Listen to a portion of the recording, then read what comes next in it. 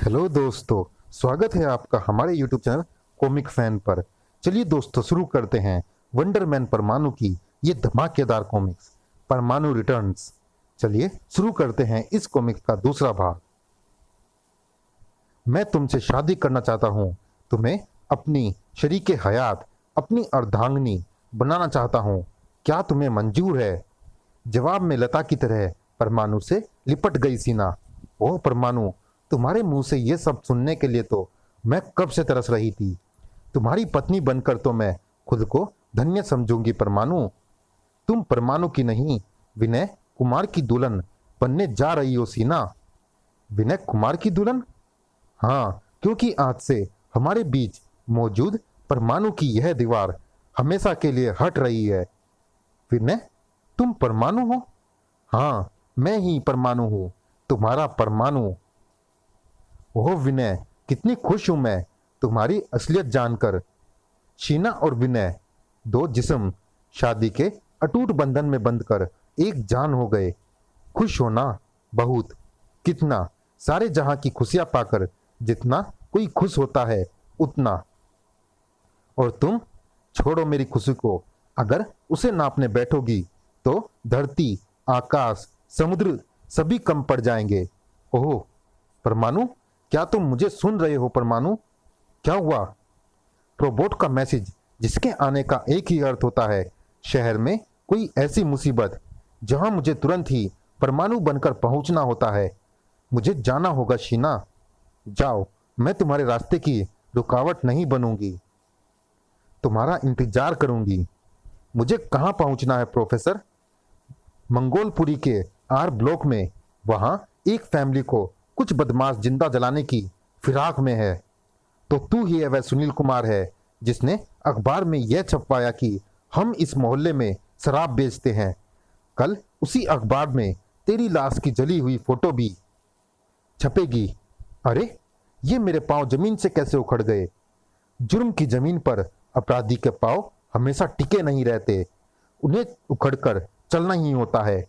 आ आई, jail के रास्ते की तरफ। आ परमाणु फूंक कर रख देगा तुझे, नामुमकिन है। लेकिन फिर भी मैं तुझे ऐसा करने का मौका जरूर दूंगा, ताकि तुझे पता चल सके कि जुर्म की आग कितनी भी तेज सही, लेकिन जुर्म से लड़ने वालों को नहीं जला सकती। ओह, कभी नहीं जला सकती। तड़ाक! आई! क्या हुआ? ये पैनक्रियाज की बीमारी से ग्रस्त है। उस बदमाश के वार से इनके पेट में उस बीमारी का दर्द खड़ा हो गया है। ऐसे में इन्हें सफदरजंग हॉस्पिटल पहुंचाना जरूरी है। हे भगवान, इतनी रात गई इन्हें इतनी दूर हॉस्पिटल में कौन पहुंचाएगा? मैं इन्हें हॉस्पिटल पहुंचाऊंगा, परमाणु के रूप में अपनी जिम्मेदारियां निभाकर। परमाणु जब भोर की किरणों के साथ वापस लौटा तो शीना उसे सचमुच इंतजार करती ही मिली। शीना, तुम सोई नहीं? जब तुम रात भर जागकर अपना कर्तव्य निभा सकते हो, तो क्या मैं जागकर पत्नी का धर्म नहीं निभा सकती? ओह शीना, कितनी अच्छी हो तुम। अच्छा, अब पत्नी धर्म निभाते हुए एक काम और करो, मेरे लिए थोड़ा पानी गर्म कर दो। मुझे नहा धोकर एक कंपनी के ऑफिस में मॉडलिंग का काम करने जाना है। आखिर खर्चा कमाने और घर बनाने के लिए कुछ काम तो करना ही होगा। विनय के मॉडल और पति के रूप में धीरे धीरे तालमेल बैठ रहा था, लेकिन उस तालमेल को परमाणु का अस्तित्व डामाडोल कर रहा था। अरे क्या हुआ? आप खाना छोड़कर क्यों उठ गए? रोबोट का मैसेज है सीना, मुझे जाना होगा। ओह, ये भगवान, आपके कंधे पर तो गहरा जख्म है। एक विलन की लेजर बुलेट कंधे को चीरती हुई निकल गई। लेकिन चिंता की कोई बात नहीं, कुछ ही दिनों में यह जख्म भर जाएगा। चिंता तो अब करनी ही होगी, क्योंकि अगर आपको कुछ हो गया तो आपके उस बच्चे को क्या जवाब दूंगी जो मेरे गर्भ में पल रहा है? क्या तुम मां बनने वाली हो? याहू! विनय की इस खुशी के रंग में अचानक रोबोट की आवाज ने भंग डाल दिया। परमाणु चांदनी चौक में एक ज्वेलरी शॉप लूट रही है। तुम्हें तुरंत ही वहां पहुंचना है।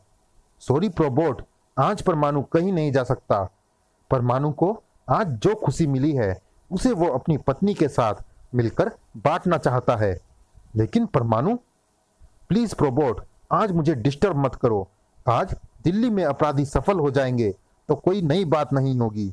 दिल्ली की उस आंख ने आज पहली बार दिल्ली में होते अपराध की तरफ से आंखें फेरी थी, और यह पहली बार धीरे धीरे कई बार में बदल रही थी। परमाणु, दिल्ली को तुम्हारी जरूरत है, जल्दी पहुंचो। ओके। ओह, क्या हुआ शीना? अचानक मेरे पेट में दर्द होने लगा है। लगता है तुमने कुछ उल्टा सीधा खा लिया है। चलो, मैं तुम्हें डॉक्टर के पास ले चलता हूं। परमाणु, तुम मुझे सुन रहे हो ना? हाँ प्रोफेसर, मैं तुम्हारी बात सुन रहा हूं, लेकिन मैं कहीं नहीं जा सकता क्योंकि इस समय मेरी पत्नी को मेरी जरूरत है। अपना सारा समय मजलूमों के नाम लिखने वाला अब अपनी पत्नी को भी समय दे रहा था, विनय के रूप में भी और परमाणु के रूप में भी। टन हो, 9 बज गए। मैंने शीना को फिल्म दिखाने का वादा किया है। प्यों प्यों, मुझे शीना के पास पहुंचना चाहिए, इनसे तो पुलिस भी निपट लेगी। पिक्चर चलने के लिए तैयार हो शीना? यस, मैं भी 2 मिनट में तैयार होता हूं। चलो। शुक्र है पिक्चर नहीं निकली, वरना सारा मजा किरकिरा हो जाता। विनय का मजा उसके मस्तिष्क में गूंजी उस आवाज ने किरकिरा कर दिया। परमाणु, मुझे सुनो परमाणु। सुन रहा हूं, लेकिन फिलहाल मैं सुनकर भी तुम्हें नहीं सुनना चाहता। मुझे मूवी देखने दो। लेकिन परमाणु, इस समय तुम्हें मुझे सुनना बहुत जरूरी है। ओह शट अप, क्यों डिस्टर्ब कर रहे हो? डिस्टर्ब आप कर रहे हैं भाई साहब। अगर अपने आप से बात करने का इतना ही शौक है तो बाहर चले जाओ, हमारा मजा क्यों खराब कर रहे हो? ओह सॉरी, मैं अभी आया सी ना।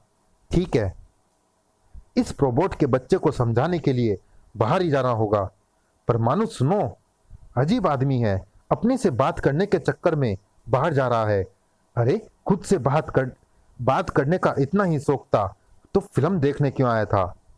मैं तुम्हें सुन रहा हूं, अब बको, क्या बकना चाहते हो? दिल्ली के इंटरनेशनल एयरपोर्ट पर एक पैसेंजर प्लेन लैंडिंग नहीं कर पा रहा है। अगर उसे सही सलामत नहीं उतारा गया तो उसमें सवार सैकड़ों यात्रियों की जान जा सकती है। लेकिन उस प्लेन से सही सलामत उतरने की जिम्मेदारी तो एयरपोर्ट अथॉरिटी की है। वे कुछ क्यों नहीं करते? एयरपोर्ट अथॉरिटी अपना काम कर रही है, लेकिन उनके पास ऐसा कोई साधन नहीं जो प्लेन को पकड़कर नीचे ला सके, जबकि यह काम तुम बखूबी कर सकते हो। जल्दी करो परमाणु, आकाश में चक्कर काटते उस प्लेन में बहुत थोड़ा ही ईंधन बाकी रह गया है। वह किसी भी समय नीचे गिर सकता है, जाकर उसे बचाओ। ठीक है, मैं जाता हूं, तुम अपनी बकवास बंद करो। यही वह पैसेंजर प्लेन है जिसकी वजह से प्रोबोट ने मेरा सारा मजा किरकिरा कर दिया। काश मेरे पास कोई ऐसा स्विच होता जिसकी मदद से मैं प्रोबोट की आवाज को हमेशा के लिए अपने मस्तिष्क में गूंजने से रोक सकता। लेकिन अफसोस, मेरा निर्माण करते समय मेरे प्रोफेसर मामा ने किसी ऐसे बटन का निर्माण नहीं किया। हालांकि मामा जी होते तो मैं उन्हें अपनी समस्या बताकर इस आवाज से छुटकारा पा लेता, लेकिन वे तो कोमा में अस्पताल में पड़े हैं और उनका प्रतिरूप प्रोबोट मेरी जान खा रहा है। खैर, यह काम तो हुआ, अब वापस चलता हूं फिल्म देखने। शीना अभी भी फिल्म के आनंद में डूबी हुई थी। फिल्म बहुत अच्छी है विनय, लेकिन मुझे इस फिल्म का हीरो बेवकूफ लगता है। बिना सोचे समझे विलन से लड़ने कूद पड़ता है, जरा भी नहीं सोचता कि अगर उसे कुछ हो गया तो उसके पीछे मौजूद उसके बीवी बच्चों का क्या होगा। शायद तुम ठीक कह रही हो सीना, सचमुच उसे अपने बीवी और बच्चे के बारे में सोचना चाहिए, और उसे ही क्या, हर आदमी को सोचना चाहिए। ओह नो परमाणु, तुम्हें तुरंत ही इंडिया गेट पहुंचना है। वहां एक अपराधी पुलिस को डोज देकर भाग रहा है। फिर डिस्टर्ब करना शुरू कर दिया।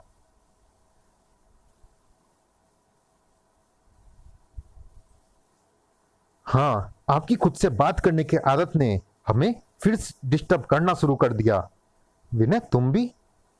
सॉरी शीना, मुझे एक बार फिर बाहर जाना होगा। विनय, ऐसे हर बार कब तक चलेगा? अब नहीं चलेगा। चलिए दोस्तों, इस भाग में इतना ही। ये रोमांचक कॉमिक जारी है अगले भाग में भी। मिलते हैं इसी कॉमिक्स के अगले और अंतिम भाग में। तब तक के लिए धन्यवाद।